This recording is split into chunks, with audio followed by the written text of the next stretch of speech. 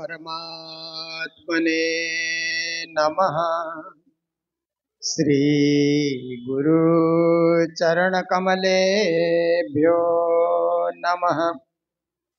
निजानन्दस्य कृष्णस्य प्राणनाथस्य वै ध्रुवं चरित्रं पावनमेतद् याच्यलोके सुदुर्लभम्। पठनात् श्रवणाच्चैव प्रेम भक्त्या समर्चनात् लभते चेप्सितं लोके अन्ते च पदमव्ययम्। निजानंद निज नाम है श्री कृष्ण धनि धाम। श्यामा सुंदर साथ सब राखो हृदय धाम।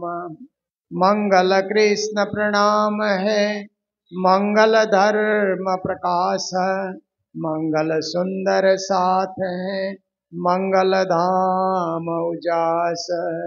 मंगल सुंदर साथ है मंगल धाम उजास। बोलो वृंदावन बिहारी लाल की जय। श्री सद्गुरु महाराज की जय। श्री प्राणनाथ प्यारे की जय। गुरु जी मंगलदास महाराज की जय। सर्व सुंदर साथ की जय। राज श्यामा राज श्यामा राज श्यामा कहिए राज श्यामा राज श्यामा राज श्यामा कहिए। राज श्यामा राज श्यामा राज श्यामा कहिए। राज श्यामा राज श्याम राज श्यामा कहिए। जय बिद राखे राज जय बिद रहिए। जय वेद राखे राज देवी धरहिए। जय बिद राखे धनी जय बिद रहिए। जय वेद राखे धनी देहि वेद रहिए।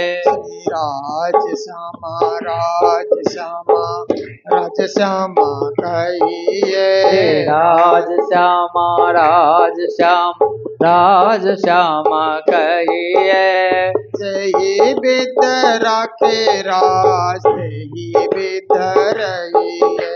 जय वेद राखे राज देहि वेद रहिए। श्री राज श्यामा कहिए प्यारे सदा सुखी रहिए। श्री राज श्यामा कहिए प्यारे सदा सुखी रहिए। राज श्यामा राज श्यामा राज श्यामा कहिए। राज श्यामा राज श्यामा राज श्यामा कहिए। राज श्यामा कहिए प्यारे परम धाम जाइए। राज श्यामा कहिए प्यारे परम धाम जाइए। श्री राज श्यामा कहिए प्यारे परम धाम जाइए। श्री राज श्यामा कहिए प्यारे परम धाम जाइए। श्री राज श्यामा कहिए श्यामा कहिए। श्री धाम धनी कहिए। श्री राम धनी कहिए। सदा सुखी रहिए। सदा सुखी रहिए। सदा सुखी रहिए। सदा सुखी रहिए। बोलो सतगुरु महाराज की जय। श्री कृष्ण प्रणामी मंदिर सिलीगुड़ी में आज से पुनः श्रीमद् भागवत कथा प्रारंभ हो रही है और साथ साथ में श्री तारतम वाणी की चर्चा आपके समक्ष रखी जाएगी। तो सर्वत्र भागवत भागीरथी बहाने वाले हमारे परम पूज्य स्वामी श्री 108 सदानंद जी महाराज और हमारे संगीतकार रवि जी, इधर हमारे दोनों पुजारी जी, मुंबई से आई हुई साध्वी गीतांजलि जी, हमारे गुरुजी प्रणामी मिशन ट्रस्ट के सभी ट्रस्टीगण, श्री कृष्ण प्रणामी सेवा समिति के सभी सदस्यगण और सद्धर्म प्राण शिरोमणि सुंदर साथ जी, माताएं, बहनें, भाइयों, सभी को कोटि कोटि करबद्धा प्रेम प्रणाम। सिलीगुड़ी में हर महीने, कहीं कभी कभी तो 15 दिन के बाद भी भागवत हो रही है। ये आप सबका प्रेम है, आप सबकी श्रद्धा है, आप सबकी भावना है। तो इस बार कथा कराने का सौभाग्य मिला है हमारे ललित जी और सुशीला जी को सपरिवार के साथ। तो ललित जी तो हमारे भजन गायक भी हैं, क्योंकि इनकी आवाज में मधुरता है। तो जब जब भी ये भजन गाने का मौका मिले तो राज्य के यश और गुणानुवाद को गाते रहते हैं। और साथ में सुशीला जी भी सेवा में, भक्ति में लगी रहती हैं। परिवार के सभी सदस्यगण भक्ति मार्ग में लगे हुए हैं। ऐसे सुंदर परिवार के सौजन्य से भागवत का आयोजन हो रहा है। तो ललित जी ने मुझे कहा था कि हम भागवत के जजमान बने हुए हैं, तो उसमें आपको भी पधारना है, पर बीच में डेट बदलते रहे।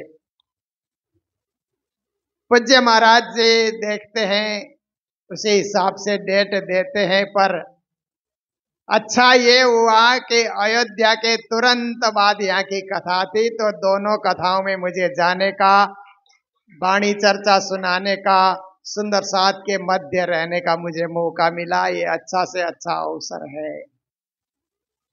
देखिए, 2 साल पहले अयोध्या धाम में बहुत बड़ी कथा हुई पूज्य महाराज जी की, मैं भी साथ में था। उस कथा के आयोजक भी सिलीगुड़ी के सुंदर साथ थे। तब तो 1200 से ज्यादा सुंदर साथ वहां पर पधारे और बड़ी भीड़ वहां पर हुई।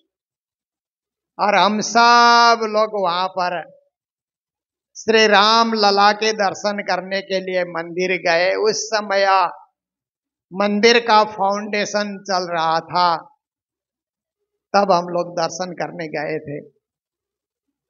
फिर 2 साल के बाद काठमांडू के सुंदर साथ के आयोजन में फिर से वहीं पर भागवत की कथा हुई। अब तो मंदिर खुल चुका है। 22 जनवरी को मंदिर का उद्घाटन हुआ। उसके बाद दर्शनार्थी जाते हैं, हजारों लाखों दर्शनार्थी होते हैं। पर हम लोगों का वीआईपी पास बना हुआ था, इसलिए जल्दी से हमें दर्शन करने का मौका मिल गया। देखिए, हम लोग कृष्ण भक्त हैं, कृष्ण प्रणामी कहते हैं ना हम लोगों को। कृष्ण प्रणामी न पुनर्भवाय, इस मंत्र को हम लोग स्वीकार करते हैं। पर कृष्ण प्रणामी होते हुए भी हम सारे देवी देवताओं का आदर करते हैं, क्योंकि इस पृथ्वी में कितने सारे देव और कितनी सारी देवियां हैं। सब अपने अपने कार्य क्षेत्र में, जो पूर्ण ब्रह्म परमात्मा ने उनको कार्य क्षेत्र निर्धारित करके भेजा है, उस जगह अवस्थित होकर के सबको सन्मार्ग प्रदान कर रहे हैं, सद्बुद्धि प्रदान कर रहे हैं और समाज को धार्मिक वातावरण में सबको संलग्न कर रहे हैं। तो सभी देवी देवताओं का मान सम्मान रखते हुए अपने आराध्य की भक्ति करनी चाहिए।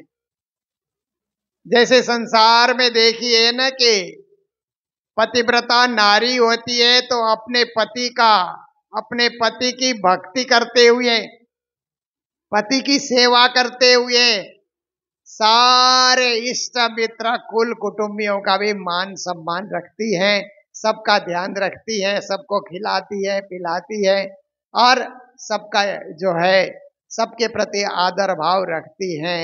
परंतु भक्ति करती है तो अपने पति की, अपने पुरुष की। ऐसे ही आत्मा के मालिक भी एक होते हैं।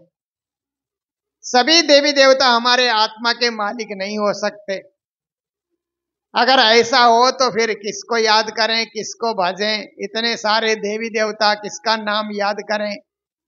तो एक को साधना। एक साधे सब सधे, सब साधे सब जाय, जो तुम सींचे मूल को फले फूले हरियाय। ज्ञानी गुरुओं का कहना है कि एक को साधो। एक को साधोगे तो सब सध जाएंगे, और एक को भूल गए तो फिर आप भी भूल जाओगे। इसलिए एक परब्रह्म परमात्मा की साधना करना। आप देखिए ना, एक मंत्र, एक पंथ, एक ग्रंथ, एक कंथ कहते हैं ना। एक ग्रंथ में अटूट आस्था हो तो फल जल्दी हमको मिल जाता है। एक ही मंत्र में अटूट आस्था हो तो फल की प्राप्ति जल्दी होती है। इसी तरह से एक ही पंथ में हम लगे रहें, वो भी हमारे लिए कल्याणकारी होता है। और एक ही संत हमारे हों जो सारा ज्ञान हमें परब्रह्म परमात्मा का बताएं, और एक ही कंठ हमारे हों पूर्ण ब्रह्म परमात्मा अक्षरातीत, तो ये जीवन का परम लक्ष्य, चरम लक्ष्य, उत्तम लक्ष्य हो जाता है। पर हिंदू धर्म आज का धर्म नहीं है। हिंदू धर्म क्या है? लाखों साल पुराना है। दुनिया में जितने भी और धर्म है ना, उनके विषय में कहा जाता है कि किसी का 4000 साल हो गया, किसी का 3000 साल, 2000 साल हो गया। ऐसे सब धर्म संसार में चल रहे हैं, पर हिंदू धर्म लाखों साल पुराना है। इसका आदि अंत नहीं मिल सकता है। तो हिंदू धर्म में पूजा पद्धति के अंतर्गत श्री राम भक्ति और श्री कृष्ण भक्ति आप देखिए। राम भक्ति क्यों करना? कि मर्यादा का पालन करने के लिए। समाज की जो मर्यादाएं होती है उनको अच्छी तरह पालन करने के लिए श्री राम प्रभु की भक्ति की जाती है। और कृष्ण की भक्ति की जाती है। लीला पुरुषोत्तम श्री कृष्ण को कहा जाता है। जीवन में आनंद का अनुभव करने के लिए, जीवन में सत और चिद का अनुभव करने के लिए श्री कृष्ण की भक्ति की जाती है। और कृष्ण की भक्ति बड़ी सरल भक्ति भी है, कोई भी कर सकता है श्री कृष्ण की भक्ति। तभी तो प्राणीनाथ जी महाराज ने अपनी वाणी के अंतर्गत कहा कि घर श्री धाम आने श्री कृष्ण, ए फल सार तणो तारतम्य, तारतम्य अजबालु अति थाए, आशंका नव रहे मन माए। कहते हैं प्यारे भक्तजन, प्यारे सुंदर साथ, एक बात आप याद रखो कि आत्मा का घर परम धाम है। ऐसे तो स्वर्ग धाम है, वैकुंठ धाम है, कैलाश धाम है, ब्रह्मपुरी धाम है, और वे गोलोक धाम है। न जाने कितने सारे धाम बने हुए हैं, साकेत धाम है। पर परम धाम, आत्मा का मूल मुकाम प्राणनाथ जी ने जो बताया वो परम धाम है। इसलिए परम धाम में अपने ध्यान को टिकाए रखना, मन को टिकाए रखना। और परम धाम में जो पूर्ण ब्रह्म परमात्मा रहते हैं उनकी भक्ति करना, वही आत्मा के स्वामी, वही आत्मा के मालिक, वही सर्वेश्वर, वही सर्व साक्षी, ऐसा सोच करके पर ब्रह्म की भक्ति करना। देखिए श्री राम की लीला बड़ी कठिन लीला है, क्योंकि राम भगवान को खुद को भी मर्यादा में रहना है और जनता को भी मर्यादा की शिक्षा देना है ना। इसलिए देखिए प्रभु राम जो है ना, जब प्रभु राम अध्ययन करने के लिए जाते हैं, आप देखिए 4 भाई अध्ययन करने के लिए जाते हैं। अध्ययन का जीवन भी उनका कठिन था। उसके बाद फिर सीता के स्वयंवर का समय आया, वो भी उनका कठिन जीवन उनका माना जाता है। और फिर आकर के राज्य में, राज्य के राजा बन रहे थे तो वनवास उनको जाना पड़ा। कितना कठिन उनका जीवन है ना। और वनवास जाते हुए अयोध्या के प्रजा ने सरयू नदी के किनारे तक तो राम को विदाई के लिए जाकर के साथ दिया। उसके बाद प्रभु राम, सीता जी और लक्ष्मण जी वो तीनों ही वहां से चल करके चित्रकूट की ओर प्रस्थान करते हैं। जनता साथ नहीं जाती है, प्रजा साथ नहीं जाती है। फिर 14 साल तक वन में रहना कितना कठिन जीवन है ना, तपस्वियों की तरह 14 साल तक वन में परिभ्रमण करते करते देखिए फिर सीता जी का हरण हो जाता है, रावण आकर के हरण करता है। और कठिन जीवन, सीता के तलाश में बानरों का सहयोग लेकर के लंका जाना, युद्ध करना, युद्ध करके सीता को वापिस लेना, परंतु जनता शंका न करे इसके लिए सीता जी की अग्नि परीक्षा लेना। कितना कठिन उनका जीवन, कितनी कठिन उनकी लीला। और सीता को लेकर के अयोध्या आ रहे हैं तो मन में एक शंका उठती है कि अयोध्या वासी फिर से ये न कहें कि यहां भी अग्नि परीक्षा करो, ये भी हो सकता है। पर इतना तो अयोध्या वासियों ने नहीं किया, परंतु एक व्यक्ति ने अपने पत्नी को पीटते हुए कहा कि मैं राम जैसा नहीं हूं कि रावण हरण करके ले गया फिर भी वापस लेकर के आया, मैं तो तेरे को पीट पीट करके भगा दूंगा, ऐसे अपनी पत्नी को डांट रहा है। तो श्री राम प्रभु ने सीता जी को फिर से वनवास दे दिया। देखिए कितना कठिन रामायण की लीला, श्री राम की लीला कैसी कठिन लीला है ना, मर्यादाओं में रहने के कारण। सीता जी जाकर के ऋषि के आश्रम में, वाल्मीकि के आश्रम में रहती है तो वहीं लव और कुश का जन्म हो जाता है। बाद में लव और कुश बड़े होने के बाद भजन गाते हुए, राम के चरित्र को गाते हुए आते हैं तो श्री राम जी जानते हैं कि यही मेरे बच्चे हैं, परंतु जनता शंका न करे इसके लिए उन्होंने जल्दी से पहचानने से भी मना किया। जब सीता जी आकर के कहेंगे तो ही मैं मानूंगा कि तुम मेरे बच्चे हो। देखिए कितना कठिन जीवन, कितनी कठिन लीला। एक तरफ मर्यादा के पालन करने से ऐसे कठिन उनका जीवन, कठिन उनकी लीला होती है, तो एक तरफ कृष्ण की लीला को आप देखिए तो कृष्ण बचपन से माखन चोरी करके खाते हैं। पहले तो घर में ही माखन खाते रहे और बाद में ग्वालों के घर में जाकर के माखन चोरी करके खाते हैं और ग्वालों को भी साथ ले ले करके चलते हैं। ऐसे रसपूर्ण कृष्ण की लीला है।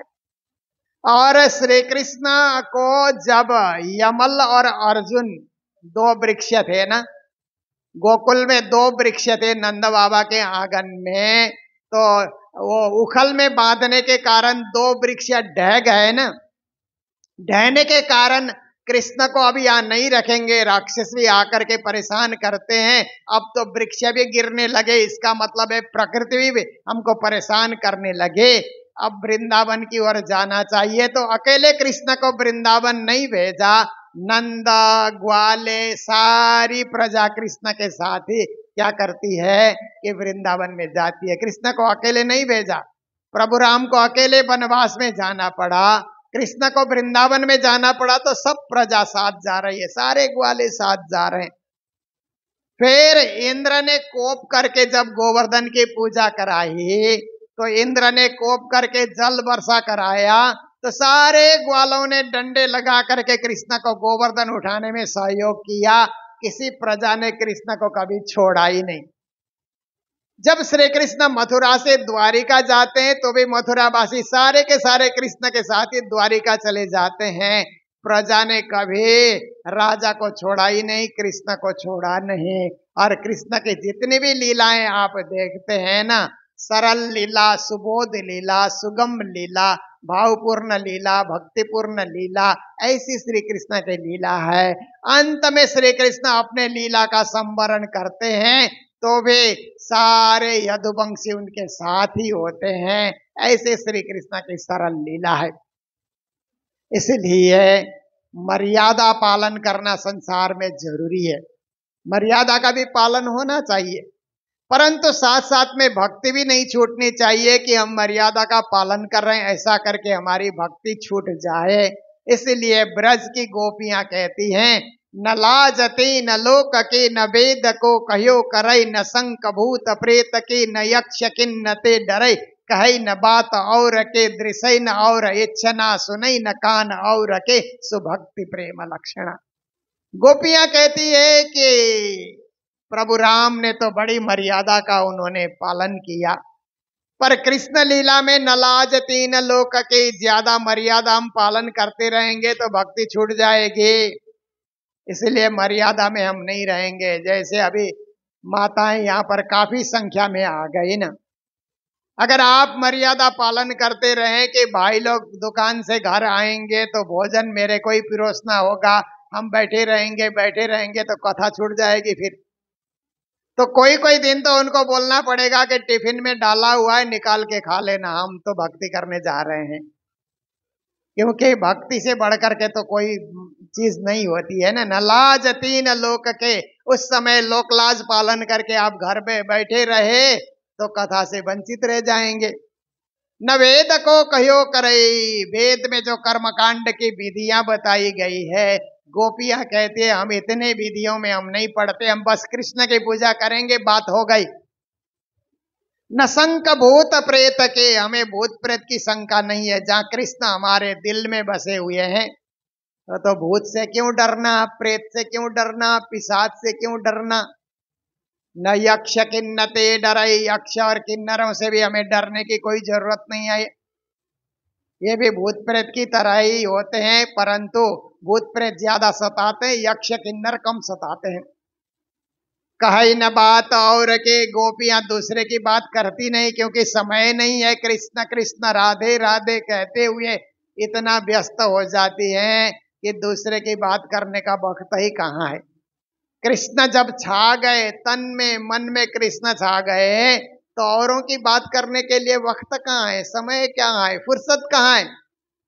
दूसरे की बात तो तब होती है कि लोगों के पास फुर्सत होती है ना, तो ये अच्छा ये बुरा, ये अच्छा ये बुरा करते रहेंगे, पर जो भक्ति में लीन हो जाते हैं उनको औरों की चर्चा करने के लिए फुर्सत नहीं है, केवल परब्रह्म परमात्मा की चर्चा करते हैं। दृश्य न और इच्छा, उनके मन में बहुत ज्यादा इच्छाएं भी नहीं रहती है कि मुझे ये चाहिए वो चाहिए, दुनिया भर की चीज चाहिए, दुनिया भर का सामान चाहिए। कहते हैं जो जरूरत है उतनी चीज चाहिए, जरूरत से ज्यादा कुछ नहीं चाहिए, क्योंकि ज्यादा सामान होने से न भक्ति छूट जाती है। सामान की सफाई में, सामान के रख रखाव में भक्ति छूट जाती है ना। घर में इतने कपड़े आ गए, उनके रख रखाव में भक्ति छूट जाती है। घर में इतने बर्तन आ गए, उनकी साफ सफाई में भक्ति छूट जाती है। घर में इतने कमरे बन गए, उनकी व्यवस्था में भक्ति हमारी छूट जाती है। घर में इतने मेहमान आ गए, उनको खुश करने में भक्ति हमारी छूट जाती है। इतने मित्र बना करके भी क्या फायदा, भक्ति हमारी छूट जाए। इसलिए जरूरत से ज्यादा कुछ नहीं चाहिए, केवल जरूरत की चीज का ही हम पालन करेंगे। दृश्य न और इच्छा, सुनई न कान और की। फिर कुछ कुछ लोग आपको कुछ सुनाने आते हैं ना, आजकल तो सुनाने नहीं आते हैं, मोबाइल से ही घंटी खटका देते हैं आपको सुनाने के लिए इधर उधर की बातें। तो इधर उधर की बातें कल हमने देखा, पूज्य महाराज जी और हम लोग साथ में ही अयोध्या से चले, हम लोग अयोध्या से लखनऊ गए। लखनऊ में एक सुंदर साथ के घर में भोजन किया, विश्राम किया, फिर हम लोग लखनऊ स्टेशन से ट्रेन में चढ़े। तो आमने सामने महाराज जी और हमारी सीट थी, तो हमारी सीट पे एक महिला वहां पर लेटी हुई थी, दिल्ली से लेटी होगी, वो फोन में बात कर रही थी। तो हम लोगों ने सोचा फोन में बात खत्म करेगी तो हम लोग उसको कहें कि ये हमारी सीट है। वो तो आधा घंटा बात नहीं रही, ट्रेन छूट गई और कितने देर हो गया, उसकी बात कभी खत्म होती ही नहीं है, बात कर ही रही है। तो कोई उसके कान में बात डाल रहा है ना, दूर बैठ करके उसके कानों में बात डाल रहा है। भक्ति करने वाले तो कहते हैं छोड़ो, सेवा पूजा का समय हो रहा है, छोड़ो, हमें राज्य के आरती सजानी है, भोग सजाना है, हमें हर प्रकार से श्री राज्य का श्रृंगार तैयार करना है, बात छोड़ो, ऐसा करके भक्ति मार्ग में लग जाते हैं। भक्ति मार्ग में नहीं लगेंगे तो बस कोई कान फूक रहा है, आप सुन रहे हैं, आप उसके कान को फूक रहे हैं। कहते हैं सुनई न कान और की, भक्ति करने वालों को औरों की बात कान से ज्यादा नहीं सुनना चाहिए, केवल भक्ति की बातें सुननी चाहिए। आप इसलिए आए कथा सुनने के लिए, घर में बैठेंगे तो फोन आते रहेंगे, औरों की बातें सुननी पड़ेगी। यहाँ आएंगे तो भक्ति की बातें सुनी जाएगी, बार बार सुनने की इच्छा होती है, कभी तृप्ति नहीं आती है, क्योंकि ये तो हमारे निज घर के, निज मूलपति के, निज धाम के निजानंद की बात है, इसलिए हम इसी को सुनते हैं, अतिरिक्त बातें नहीं सुनते। सुभक्ति प्रेम लक्षणा, इसी को प्रेम लक्षणा भक्ति कहा जाता है। ऐसी भक्ति जहां प्रेम है, प्रेम होता है तो भक्ति दुगुना बढ़ जाती है ना। जैसे आप में प्रेम का उदय हो जाए ना, तो आपकी सेवा में तीव्रता आ जाती है, आपके हर कार्य करने में एक प्रकार का जोश आता है, उत्साह दिखलाई देता है, प्रेम जुड़ जाने से। प्रेम नहीं है तो फॉर्मेलिटी आप कर रहे हैं। जैसे आप देखिए, आप भोजन पिरोस रहे सुंदर साथ को, संत गुरुजनों को, और वो वेटर लोग होते हैं ना होटल में जो बांटने वाले, वो भी बांटते हैं, उनमें प्रेम नहीं होता है, वो तो अपने क्या है कि जॉब कर रहे हैं। जॉब करना और सेवा करने में कितना फर्क होता है ना। इसलिए भक्ति में प्रेम का उदय हो जाए, इसलिए श्री प्राणनाथ जी महाराज ने कहा, पंथ होवे कोटि कलप प्रेम पहुंचावे, मिने पलक प्रेम ऐसी भांत सुधारे, ठौर बैठे पार उतारे। करोड़ों दिन का मार्ग क्यों न हो, हृदय में प्रेम उदय होता है तो हम सेवा पूजा यहाँ कर रहे हैं, मन परम धाम में पहुंच जाता है। आरती यहाँ उतार रहे हैं, मूल मिलावे के सिंहासन का ध्यान होता है। शयन यहाँ करा रहे हैं, पांचवी भोम का स्मरण हो जाता है। भोग प्रातः काल यहाँ तैयार कर रहे हैं, तीसरी भोम का स्मरण कर रहे हैं। तीजी भोम की जो पड़साल देखिए, प्रेम हमको कहां से कहां दौड़ा करके पहुंचा देता है। ऐसी प्रेम लक्षणा भक्ति के हम उपासक हैं, साधक हैं, पर हम सबका मान करते हैं, सबका सम्मान करते हैं, सबकी इज्जत करते हैं, पर भक्ति करते हैं एक परब्रह्म परमात्मा के, जो हमारे पुरुषोत्तम है, अक्षरातीत है, धाम धनी है। ये प्राणनाथ जी महाराज का सिद्धांत है। इसकी थोड़ी सी चर्चा मैंने आपके समक्ष रखी। कल भी होगी चर्चा और परसों भी महाराज जी जितने दिन करेंगे मैं भी उतने दिन ही आप सबके साथ हूँ, तो आप लोग चर्चा रस का आनंद लेते रहेंगे, भागवत का आनंद लेते रहेंगे। बोलो कृष्ण कन्हैया लाल के, सदगुरु महाराज के, श्री धाम के धनी की जय। प्रणाम।